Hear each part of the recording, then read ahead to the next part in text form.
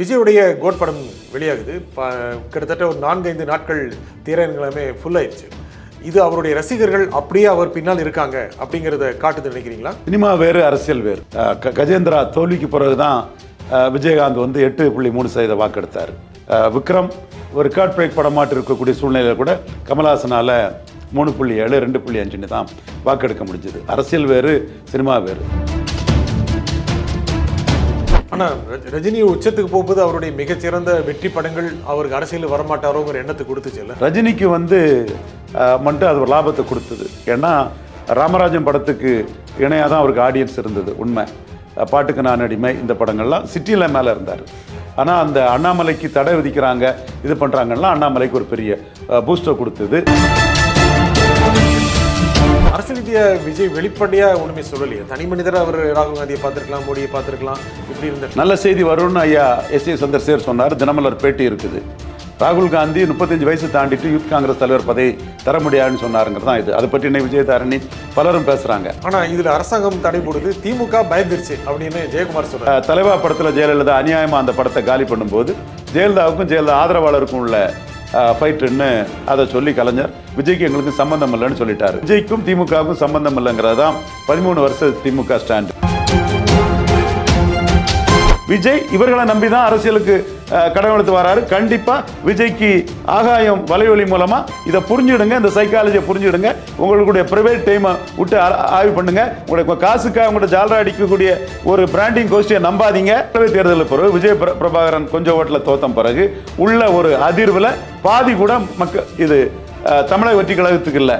நான் சொல்றது உண்மையா பொய்யான்னு தேமுதிக விஜய் பிரபாகரன் அளவு கூட அரசியலில் விஜய் இல்லைங்கிறது களத்தில் தமிழ்கூர் நல்லுறவுல அத்தனை மாவட்டத்தில் உள்ள மக்கள் புரிஞ்சுக்கிடுங்க.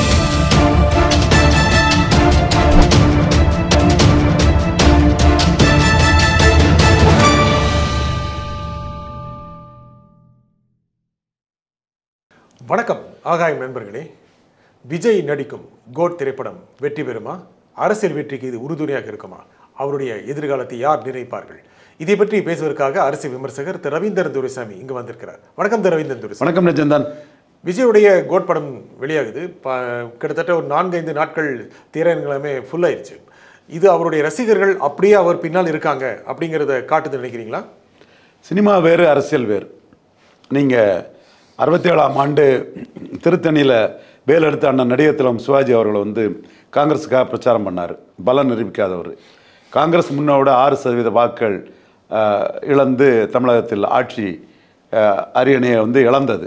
ஆனால் அவருக்கு சவாலை சமாளி படம் வந்து மிகப்பெரிய வெற்றியை பெற்றது. இன்னும் சொல்லப்போனால் அந்த தீபாவளிக்கு அவருக்கு வந்த இருமலர்கள் ஊட்டி உறவு படம் வந்து எம்ஜிஆருக்கு விவசாய படத்தை விட 2 படமும் வந்து ஊட்டி உறவு விவசாயோட பெரிய வெற்றியை பெற்றது.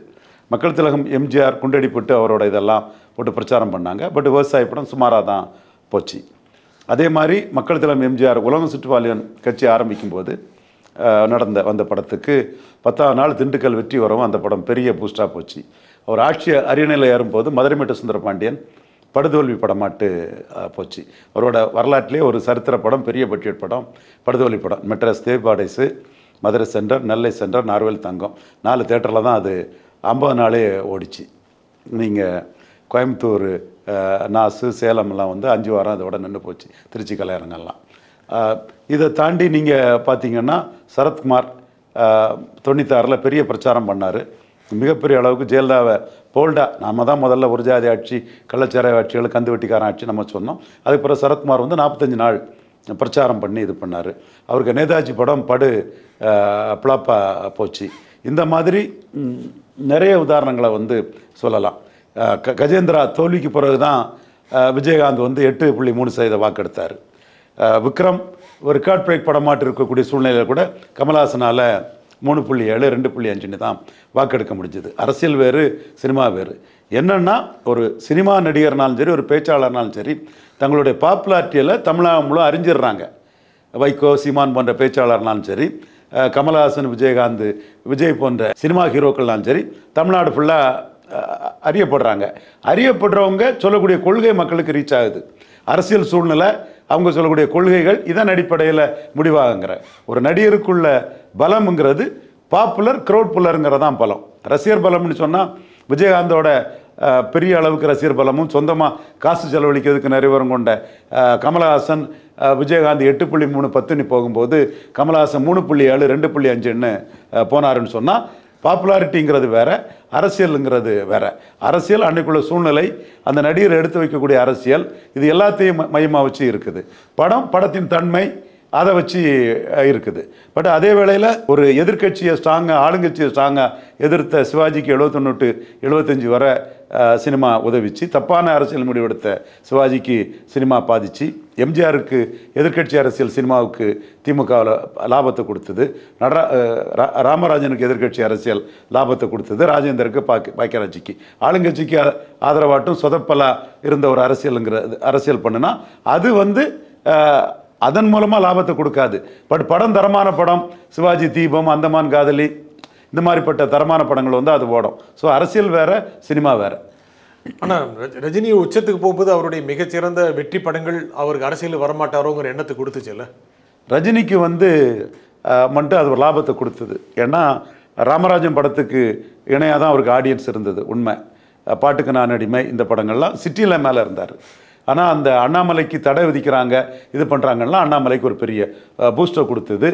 கலைஞர் ஜெயலலிதாவுக்கு இணையான ஒரு தலைவராட்டு ரஜினிகாந்த் அரசியல் தலைவர்கள் பார்த்தாங்க. அது ரஜினிக்கு பெரிய பூஸ்ட் ஆச்சு. மூப்பனார் சைக்கிளை நீங்கள் ஓட்டுங்கன்னாரு. மூப்பனார் யார்? 20% பலமுள்ள ஒரு கட்சி தலைவர். காமராஜ் ஆட்சி அமைப்போன்னு 20% வாக்கெடுத்த ஒரு தலைவர். நரசிம்மராவ் பார்த்தாரு. தென் வலம்புரி ஜான்லேருந்து, ஆர்.எம். வீரப்பன்லேருந்து, திருநாவுக்கரசர்லேருந்து இவர் பெரிய அரசியல் சக்தி, சிஎம் கேண்டிடேட்டுங்கிற அந்தஸ்தை ரஜினி கொடுத்தாங்க. அது வேற எந்த நடிகருக்கும் கிடைக்கல, ரஜினிக்கு மட்டும்தான் அது கிடைச்சதுங்கிறது. இன்னைக்கு விஜய் கூட அரசியல் ரீதியாக 10 பேர் ஊருக்கு இல்லைன்னு முன்னாள் அமைச்சர் சண்முகநாதன் சொல்கிறாரு. மக்கள் நீதி மைய அளவு கூட நிற்க மாட்டாருன்னு முன்னாள் அமைச்சர் வைகேஸ்வரன் சொல்கிறாரு. அக்னீஸ்வரன், எடப்பாடி பழனிசாமி அதிமுகவோட செய்தி தொடர்பாளர், விஜய், அஜித், சிவகார்த்திகேயன் ரெக்கார்டு கொடுத்தா பேசுகிறாரு. மற்றவங்க பலன் நிரூபிக்காதவருங்கிற அடிப்படையில் தான் அவரை பார்க்குறாரு.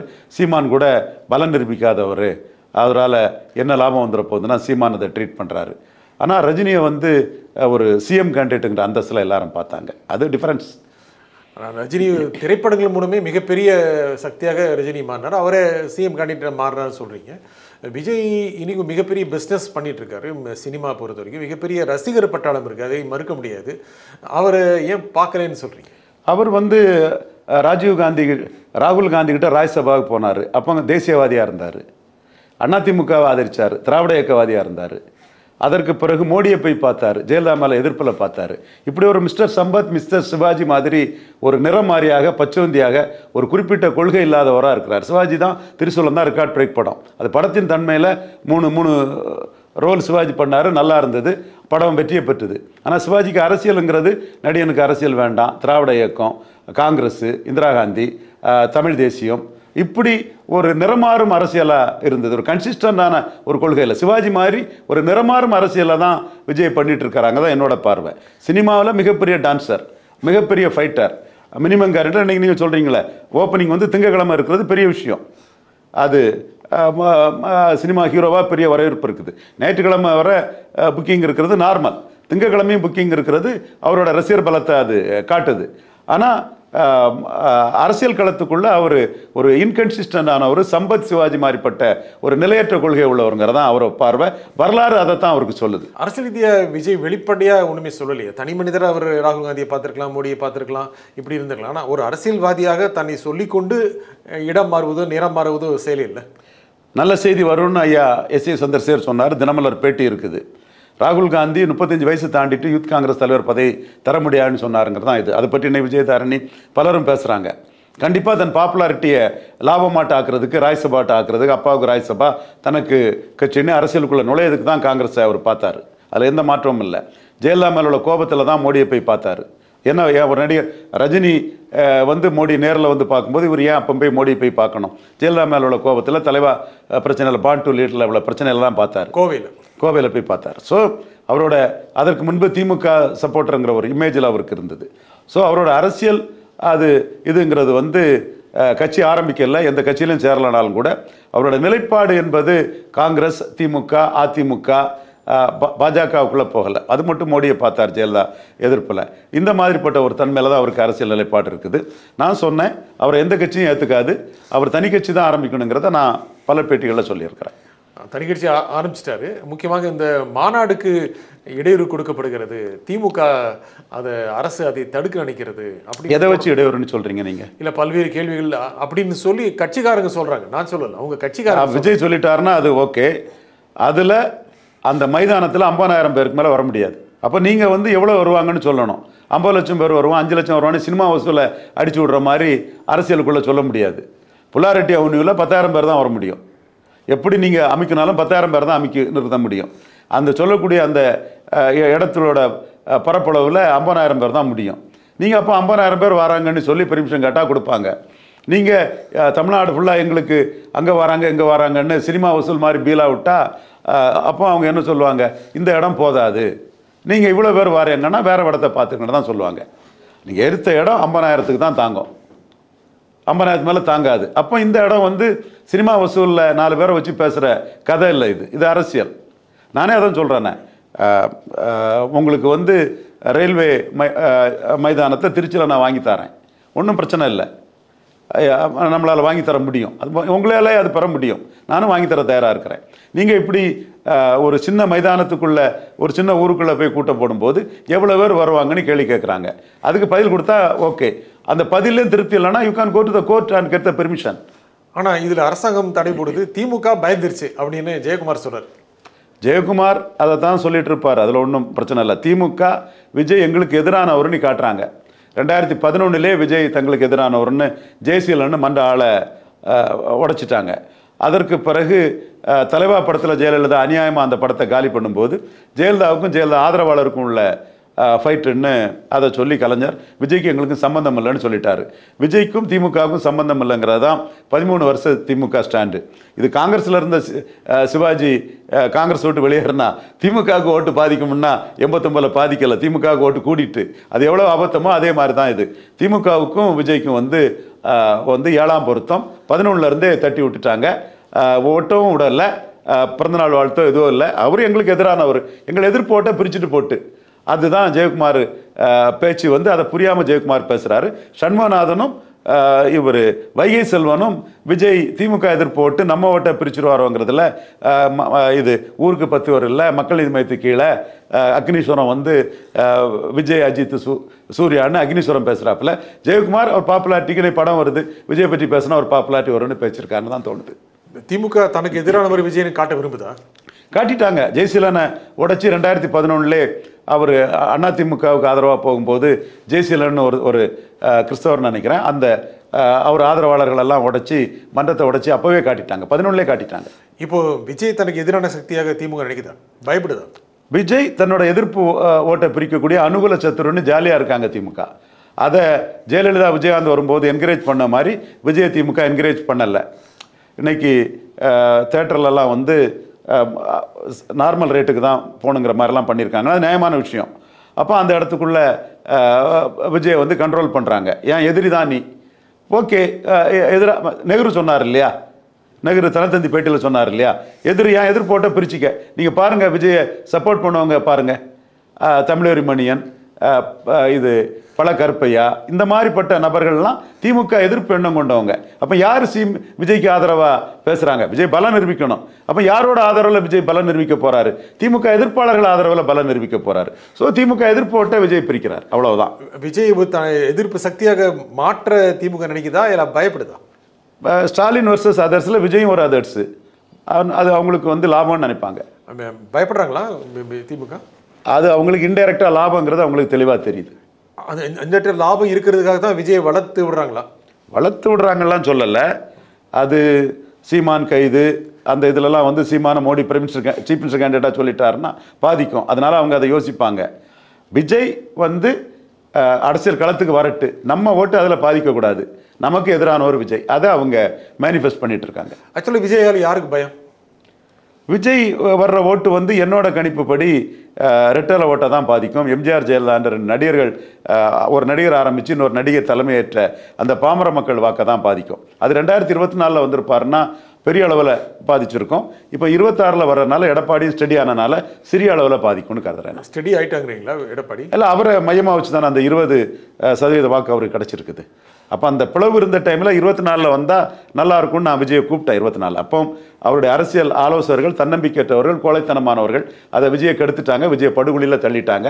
விஜய்க்கு வந்து 26 பாருங்கள், விஜய் வந்து இப்போ 26 வந்து விஜய் 10 பேர்லன்னு சண்முகநாதன் சொல்ல, மக்கள் நீதி மையத்துக்கு கீழே தான்னு வைகை செல்வன் சொல்ல, அக்னீஸ்வரன் கட்சி ஆரம்பிக்காத அஜித் சிவகார்த்தியனோட ஒப்பிட்டு பேச, இப்படி ஒரு சூழல் வந்து சீமான் நீ வேணா வா உனக்கு ஒரு டிக்கெட் தரேன்னு மறைமுகம் ஒரு ரிப்போர்ட்டருக்கு சொல்கிற மாதிரி விஜய்க்கு சொல்கிறேன். இந்த நிலமெல்லாம் வந்திருக்காது. 24 அவர் வாக்கு பலத்தை நிரூபிச்சிருப்பாருன்னா அந்த வாக்கு பலத்துக்கு இன்றைக்கி அவர் பெரிய அளவுக்கு தேடப்படக்கூடிய ஒரு அரசியல் சக்தியாக இருந்திருப்பார். இப்போ பலம் நிரூபிக்காத ஒரு நடிகர்.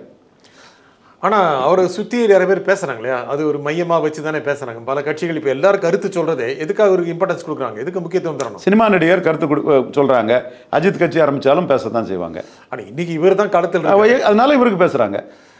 ஆனால் இந்த மாதிரி பேசுறது மூலமே ஒரு பெரிய சக்தி. அவர் வந்து நீங்கள் சொன்ன மாதிரி திமுக எதிர்ப்பு ஓட்டுகளை பிரிப்பார், அல்லவிட்டால் நீங்களே இப்போ சொன்ன மாதிரி அதிமுக ஓட்டுகளை கவர்வார், திமுக அடுத்த சக்தியாக மாறிவிடுவார். இந்த எண்ணம் அரசியல் கட்சிகளுக்கு இருக்கா இல்லையா? அது 2026 தான் தெரியும். என்னோட கணிப்பு ஒரு 4% வாக்கு வருவார். துக்ளகோட கணிப்பும் விஜயகாந்த் 8னா இவர் 4 வருவார் நான் கணிக்கிறாங்க. மேக்சிமம் 4 வருவார். அது 214 கேண்டிடேட் போட்டால் 4% வாக்கு கிடைக்கும் நான் கருதுறேன். ஆனால் மற்றவங்க அவங்க கருத்தை சொல்லலாம், ஒவ்வொன்றும் கிளைம் தான். ரிசல்ட்டு தேர்தல் ஆணையம் 2026 அனௌன்ஸ் பண்ணுறது தான், அதுதான். பட் அவருக்கு வந்து 26 வந்து 24ஓட மோசமான களங்கிறது என்னோட பார்வை.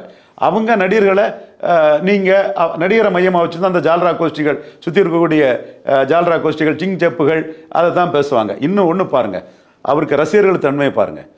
போஸ்டர் ஒட்டுறாங்க 1000 ரூபா செலவழிச்சு, அதில் அந்த சகோதரர்களோட படம்லாம் இருக்குது. ஆனால் ஒரு கொடி ஏற்றணும்னா 15000 ரூபா வேணும். 15000 ரூபாயில் கொடி ஏற்றினா இவங்க பப்ளிசிட்டி அடைய முடியாது. விஜயை மையமாக வச்சு இவங்க படத்தை போட்டு போஸ்டர் ஒட்டிடுறாங்க. இவங்க 100 ரூபா போடுறதுக்கு அந்த தெருவில் ஒரு 1000 பேர் இவங்க படத்தையும் விஜய் படத்தையும் அந்த கந்தன், மூர்த்தி, ஜோசப்பு, மைக்கேல், அப்துல்லா இவங்க படத்தையும் பார்த்துக்கிடுவாங்க. ஆனால் 15000 ரூபா செலவழித்து ஒரு கொடி ஏற்றுனா அது விஜய் கட்சிக்கு மட்டும் பேர், இவங்க உருவம் இவங்களுக்கு இது வராது. அப்போ ரசிகர்கள் எவ்வளோ சுயநலமாக இருக்கான்னு பார்த்துக்கிடுங்க. 15000 ரூபா செலவழித்து கத்தி கொடியேற்றல. மெட்ராஸில் உங்களுக்கே தெரியும், மனச்சாட்சிப்படி இதை கேட்குற எல்லாருக்குமே தெரியும். பட்டினப்பாக்கத்தில் ஒரு கொடி ஏறி இருக்கு, தாம்பரத்தில் ஒரு கொடி ஏறி இருக்கு. மக்கள் நீதி மையம் அளவு கூட விஜய் கட்சிக்கு கொடி ஏறலை. ஏன் கொடி ஏறலை? ரசிகன் போஸ்டரில் அவன் படமும் வரணும், அவன் செலவழிக்க படத்துக்கு விஜய் மையமாக வச்சு அவனுக்கும் ஒரு விளம்பரம் கிடைக்கணும்னு சுயநலமாக திங்க் பண்ணுறான். கொடியேற்றினா அவனுக்கு அந்த விளம்பரம் கிடைக்காது, அவன் அதை செய்யலை. இதுதான் ரசிகனுக்கு தன்மை. விஜய் இவர்களை நம்பி தான் அரசியலுக்கு கடவுளுக்கு வராரு. கண்டிப்பாக விஜய்க்கு ஆகாயம் வலைவலி மூலமாக இதை புரிஞ்சுடுங்க, இந்த சைக்காலஜியை புரிஞ்சுடுங்க. உங்களுடைய ப்ரைவேட் டைமை விட்டு ஆய்வு பண்ணுங்க. உங்களுடைய காசுக்காக உங்களோட ஜாலரா அடிக்கக்கூடிய ஒரு பிராண்டிங் கோஷ்டியை நம்பாதீங்க. அந்த கோஷ்டி உங்களை முகசுதி பண்ணி உங்கள் காசு அடிக்க தான் குறியாக இருப்பான். இது ரவீந்திரன் துரைசாமி சொல்லக்கூடிய சைக்காலஜிக்கல் ஃபேக்ட் உண்மையா பொய்யா? தமிழ்நாடு ஃபுல்லாக இப்படி தான் இருக்கா? 1000 ரூபா செலவழிச்சு போஸ்டரில் தன் படத்தை போட்டு அடித்து தனக்கு விளம்பரம் தேடக்கூடிய ஒரு சினிமா ரசிகன் 10,000 15,000 செலவழிச்சு கொடியேற்ற மாட்டேங்கிறான். இது உண்மையாக நீங்கள் ஆய்வு பண்ணுங்க. உங்களோட அரசியலுக்கு உங்களுக்கு என்ன இது இருக்குங்க உங்களுக்கு தெளிவாக தெரியும். கொடி பிறகு ஏற்றிக்க போகிறாங்க, இப்போ ஏற்றணும் இருக்கு. நீங்கள் கொடி வந்து கமல்ஹாசன் சொன்னதுமே கமல்ஹாசனுக்கு ரசிகர்கள் உருது முஸ்லீம் ரசிகர்கள்லாம் எனக்கு தெரிஞ்சு அவன் தலையிடாமல் கமல்ஹாசன் மேலே பற்றுதலில் காசு கொடுத்து அக்ரஹாரங்கள் மற்ற இடங்களில் அவன் கமல்ஹாசனுக்காக கவலைப்படாமல் ஏற்றினான். அவனுக்கு புகழ் வரணும்னு நினைக்காம ஏற்றினான். தெரியுது, எனக்கு தெரிஞ்சு தான் நான் அவனை சொல்கிறேன். எத்தனையோ ரசிகர்கள் எங்கள் ஊரில் உள்ள ரசிகர்கள் அவன் அதில் கமல்ஹாசனுக்காக பைசா செலவழித்தான். விஜய்க்காக பணம் செலவழிக்கக்கூடியவன் விஜயை வச்சு தன்னையும் முன்னிலைப்படுத்த நினைக்கிறான். விஜய்க்காக கொடியேற்றதுக்கு தயாராக இல்லை. இதுதான் உண்மை நிலைமை. கமல்ஹாசனோட பரவலாக ரசிகர் பலம் ஆள் பலம் வந்து விஜய்க்கு ஜாஸ்தி இருக்குது. ஆனால் அவன் கமல்ஹாசன் ரசிகன் வந்து கொடியேற்றின அளவு கூட விஜய் ஆட்கள் வந்து கொடியேற்றலை. போஸ்டரில் அவன் படத்தை போட்டு போஸ்டரோட தயாராக இருக்கான், பேனரில் அவன் படத்தை போட்டு பேனர் அடிக்க தயாராக இருக்கிறான். அதில் அவனுக்கும் புகழ் கிடைக்குது, அவனுக்கும் பப்ளிசிட்டி கிடைக்குது. இதெல்லாம் நான் களத்திலிருந்து வந்தவனால எனக்கு இதெல்லாம் நுண்ணியமாக அந்த சைக்காலஜி எல்லாம் தெளிவாக எனக்கு தெரியும்.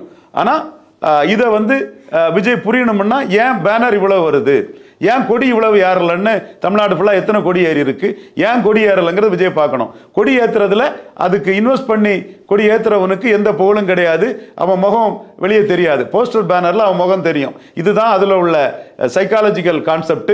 இது நடிகர் ரசிகர்களே அப்படித்தான் இந்த உண்மை விஜய் புரிவாருன்னு நினைக்கிறேன். நீங்கள் பிராண்டிங் டீம் எல்லாம் போட்டு கடுமையாக விமர்சனம் பண்ணுறீங்களே, இப்போ கூட சொன்னீங்களே, ஏன் அந்த மாதிரி சொல்கிறீங்க? பிராண்டிங் டீம் பொய் செய்திகளாக பத்திரிகையில் கொடுக்குறாங்க. சீமான் துணை முதல்வர் டிக் அடித்த விஜய்னு ஒரு பொய் செய்தியை குமுத ரிப்போர்ட்டரில் போட்டாங்க. Seeman take it or leave it offer தருவேன் வா, அல்லது நான் 214 போயிட்டு போகிறேன்னு அவர் பாட்டுக்கு போயிட்டார். அது பொய் செய்தி தானே. குஷ்பு சேருகிறார் பொய் செய்தி, ரோஜா சேருகிறார் பொய் செய்தி, அதிருப்தியாளர்கள் சேருகிறார் பொய் செய்தி. இப்படி பிராண்டிங் டீம் வந்து விஜயை திருப்திப்படுத்துறதுக்கு அரசியல் பொய் செய்திகளையே போட்டுட்டு இருக்கணும். ஸோ பொய் செய்தியை போடுறவங்கள நம்ம எக்ஸ்போஸ் பண்ணித்தானே ஆகணும். அந்த வறுமை ஒழிப்பு தினம் 30 இடத்துல போட்டுக்கிட்டு 214ன்னாங்க. இன்னும் 214க்கு ஆதாரம் தர முடியல. அந்த வறுமை ஒழிப்பு தினம் 214 நடத்தினோம்னா ஒரு இடத்துல நடத்துறதுக்கு 10,000 வேணும். 10,000 செலவழிக்க தயாரா இல்லை, 1000 செலவழிச்சு போஸ்ட் அடிச்சிருவாங்க. இதுதான் யதார்த்த சூழ்நிலை. நம்ம அதை எக்ஸ்போஸ் பண்ணதும் அவங்களுக்கு அது ஆதாரம் தர முடியல. அச்சச்சோ ராஜா அம்மனமா போறாருன்னு நம்ம களத்தில் விஜய் இல்லை அரசியல் களத்தில்ங்கிறத நம்ம எக்ஸ்போஸ் பண்றோம். இன்னும் சொல்ல போனா தேமுதிக இந்த மக்களவை தேர்தலில் பிறகு விஜய் பிரபாகரன் கொஞ்சம் ஓட்டில் தோத்த பிறகு உள்ள ஒரு அதிர்வில் பாதி கூட இது தமிழக வெற்றி கழகத்துக்கு இல்லை. நான் சொல்றது உண்மையா பொய்யான்னு தேமுதிக விஜய் பிரபாகரன் அளவு கூட அரசியலில் விஜய் இல்லைங்கிறது களத்தில் தமிழ்கூர் நல்லுறவில் அத்தனை மாவட்டத்தில் உள்ள மக்கள் புரிஞ்சுக்கிடுங்க. அப்போ எவன் யாரு பொய்யா கலர்கிறதா ரீல் விடுறா, யாரு களத்தில் இருந்து உண்மையை சொல்றாங்கிறத நீங்கள் உங்களுக்கு எல்லாத்துக்குமே தெரியும். அப்போ பிராண்டிங் மாஸ்டரை வச்சு கலராக ரீல் விடுறாங்க. நம்ம களத்தில் இருந்து உண்மையை சொல்கிறோம், நம்ம சொல்கிற உண்மையை மக்கள் புரிஞ்சுக்கிடுவாங்கங்கிறத நம்மளோட கருத்து. சினிமா வேற, அரசியல் வேற. சினிமாவுக்குள்ளே நான் வரல. இந்த நிகழ்ச்சியில் உங்கள் கருத்தில் குறியும் திரு ரவீந்திரன் துரைசாமி, மிக்க நன்றி. நன்றி. மீண்டும் ஒரு நிகழ்ச்சியை சந்திப்போம். நன்றி, வணக்கம்.